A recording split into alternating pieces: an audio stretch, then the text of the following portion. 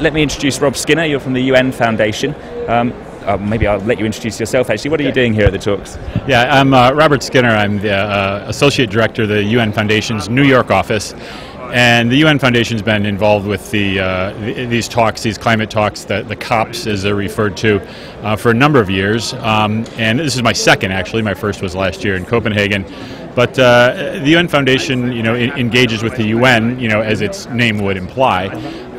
And we try to support UN activities, work around the globe. And, one of the programs that we put a lot of our effort into is a climate and energy, climate and environment space.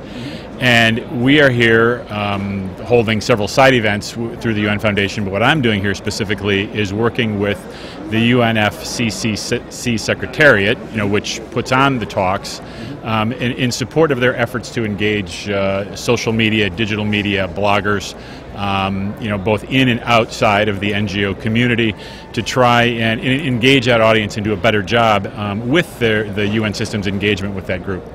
You mentioned new media, social media. I should remind our viewers that this is an interactive channel. You're watching live, so if you have any comments or questions, then you can send them in via Twitter using the hashtag OneClimate, or using our chat box, which is on the oneclimate.net page and also on any embeds you're watching. What role do you think that kind of new media and social media can have at these talks? I know you said you were involved in the Fresh Air Centre, which was kind of a blogging centre in Copenhagen, and now here you're working with the UN. What potential is there for new and social media to open this process up? Right, I think that it's the new and social media is a very powerful sector that the UN system, in all honesty, has had a difficult time engaging.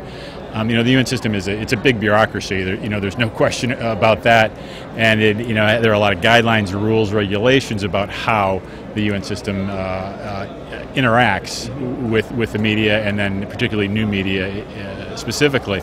And so, we think, and we talk to the UN system regularly about how it can best engage them. And the UN Foundation, being not part of the UN system but supporting UN efforts, is trying to bridge that gap between the UN system, the big bureaucracy, that's doing great work globally, but then sometimes doesn't do the best job of getting the word out on that, and the communities that care about the issues that the UN works on.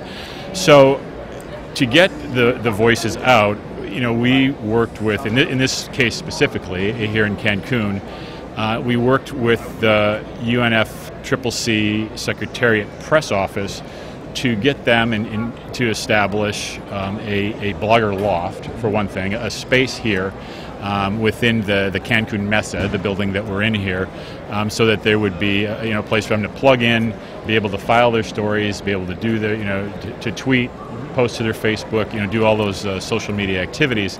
And we also, worked with them to develop a series of programs in the press briefing center here at the Cancun Mesa, where the observer groups that are working here, basically the NGOs that are working out of this space, that have not quite as much access to the other conference center here, where the delegates, where the governments are working, can get interaction and hear from some of the experts that really have been working on these issues for a long time. I mean, I find myself here at these climate talks. Once I think I've got one acronym down, someone will throw 6 more at me, and I've got to kind of figure out what all those mean.